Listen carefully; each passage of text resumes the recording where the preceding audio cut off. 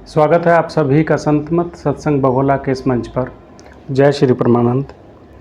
गुरु महाराज पटना से आयशा जी हैं और वो प्रश्न भेजती हैं कि ज़िंदगी हमारी किस्मत से चलती है या बुद्धिमानी से। कृपया इस पर प्रकाश डालें। मेरी प्यारी प्यारी आत्माओं, आज का जो प्रश्न है वो प्रश्न जो मैं समझा कि हमारा जीवन क्या प्रारब्ध से चलता है या बुद्धि से चलता है, नसीब से चलता है या बुद्धि से चलता है। तो इसका सही उत्तर तो जो है वो तो ये है कि ये जो हमारा जीवन चक्र है वो प्रारब्ध के माध्यम से चलता है। प्रारब्ध माने नसीब, नसीब माने किस्मत, किस्मत माने भाग्य। ये चारों चीज़ एक ही चीज़ के नाम है। तो अब हम ये समझे कि ये क्या है। शब्द तो बहुत छोटा सा है मगर इसको समझने के लिए बहुत समय चाहिए। तो जो प्रश्न है कि क्या ये जो हमारा जीवन चक्र है क्या प्रारब्ध से चल रहा है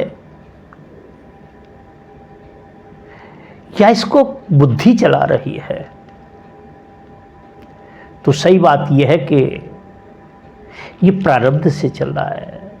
पहले हम समझें कि प्रारब्ध क्या है।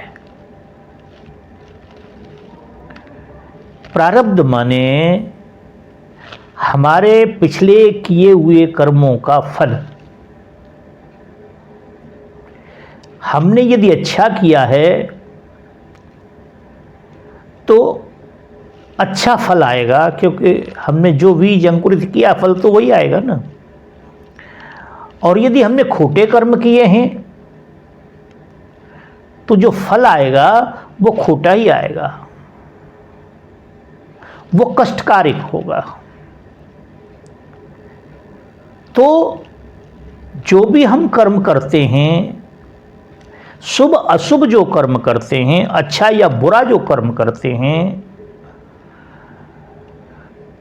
वह जब ये जीव आत्मा यहाँ से जाती है तो कहीं एक जगह है जहाँ इसका निर्णय होता है,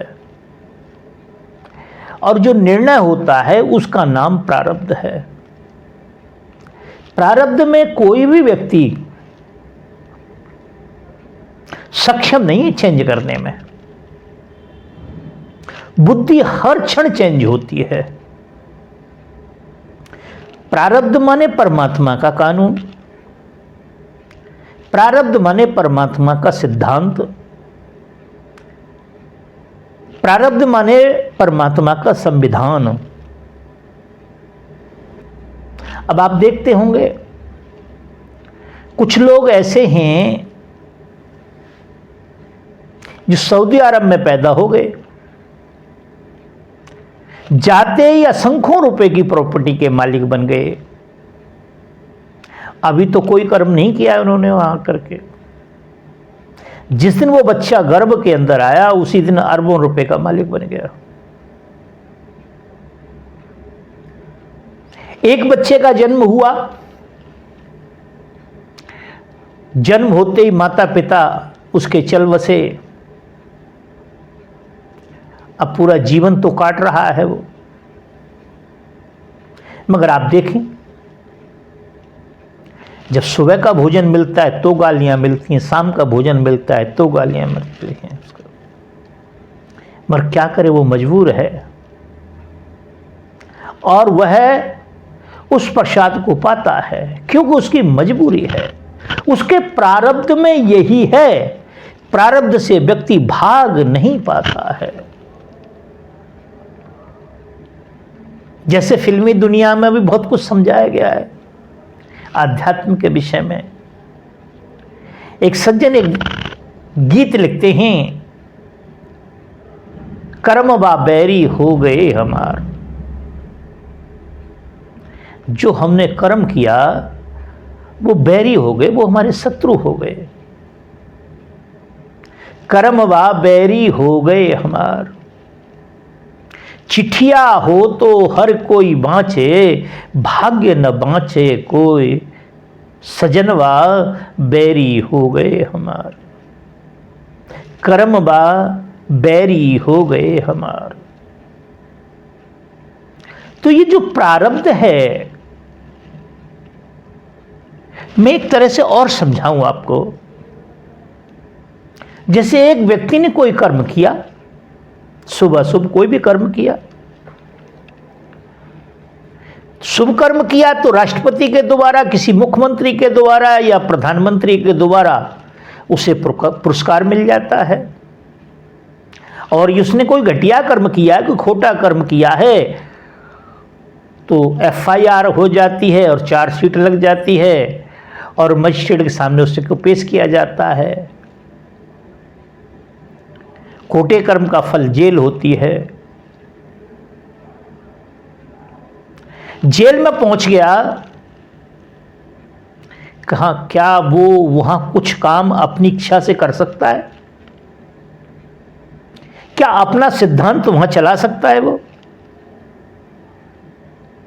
नहीं चला सकता। इसी को प्रारब्ध कहते हैं। जिस प्रकार से ट्रेन ट्रैक के अंदर चलती है और ट्रैक से जब बाहर होती है तो फिर प्रलय होती है उसके साथ। इसी प्रकार से ये प्रारब्ध है। प्रारब्ध माने परमेश्वर का कानून, परमेश्वर का आदेश।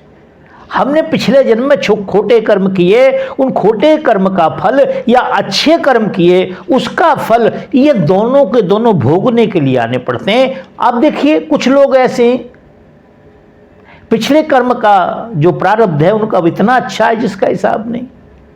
सुबह से शाम तक कोई शुभ कर्म नहीं करते, कोई अच्छा कर्म नहीं करते वो, मगर प्रारब्ध इतना सुंदर है कि पैसे भगे चले आ रहे हैं। दुनिया के सारे बुरे कर्म करते हैं मगर फिर भी पैसे भगे चले आ रहे हैं। क्यों भगे चले आ रहे हैं? उनके प्रारब्ध उन्हें भोगना पड़ेगा। एक एक रात में कई कई लाख रुपए होटलों के अंदर वेस्ट कर देते हैं, नष्ट कर देते हैं। क्या हुआ ये? कोई वहां अच्छे कर्म के लिए तो नहीं जाएगा एक रात के लिए। इसी प्रकार से बंधुओं, जैसे मजिस्ट्रेट ने हमको सजा सुना दी, हम जेल में आ गए, 10 साल की हो गई, 8 साल की हो गई, 7 साल की हुई, 5 साल की, यही हमारा जीवन चक्र है। और इसी जीवन के चक्र के हिसाब से आपको और मुझे चलना पड़ेगा। तुलसीदास जी महाराज एक बड़ी सुंदर सी बात कहते हैं इस विषय में कि तुलसी सहारे राम के निर्भय होके सोई। तुलसी सहारे राम के निर्भय होके सोई, अनहोनी होनी नहीं, होनी होई सो होए। जो होगा वो होके रहेगा, होनी होने के लिए बनी है। क्या जो हमारे साथ होता है, क्या हम उसकी कभी कामना करते हैं? कभी हम कल्पना करते हैं हमारा बच्चा एक्सीडेंट में एक्सपायर हो जाए, हमारा बच्चा फेल हो जाए, हमारा बच्चा आवारा निकल आए? संस्कार तो सभी देते हैं ना। एक डाकू भी अपने बच्चे को अच्छा बनाना चाहता है, मगर क्या बनता है वो? नहीं बनता है। क्यों नहीं बनता है? क्योंकि उसका प्रारब्ध ही ऐसा है। तो जो प्रारब्ध है, हमारा किया हुआ जो कर्म है, उसका जो फल है, जो मजिस्ट्रेट के द्वारा सुनाया जाता है, उसको हम प्रारब्ध कहते हैं। और उसमें जेल में जाकर के कोई व्यक्ति अपनी इच्छा से कुछ नहीं कर सकता है। इतना कर सकता है, यदि वहां भी वो झगड़ा फसाद करता है, दुराराग्य से ग्रसित रहता है वहां पे, तो सेल के अंदर बंद कर दिया जाएगा, सेल से बाहर नहीं निकाला जाएगा उसे कभी भी। और यदि वह अच्छा काम करता है, महापुरुषों के विचारों को पढ़ता है, सुनता है और अपने जीवन में उतारता है, सज्जनता का परिचय देता है, तो रहना तो उसी समय तक जेल में पड़ेगा। मगर क्या होगा, उसकी एक रिपोर्ट भेज दी जाएगी ऊपर कि भाई ये बहुत अच्छा व्यक्ति है, यहां किसी से किसी झगड़ा नहीं करता, कोई बात नहीं किसी प्रकार की। तो गवर्नमेंट कृपया करके इसके विषय में सोचे। सबसे पहले तो जेल ही उसे मैट बना देती है, वो लोगों से काम लेता है, जेल में वो भी है, और जो काम करने वाले हैं वो भी जेल में ही हैं। वो कराने वाला बन गया, वो सब करने वाले बन गए, सारे उसको सलूट ठोकते हैं।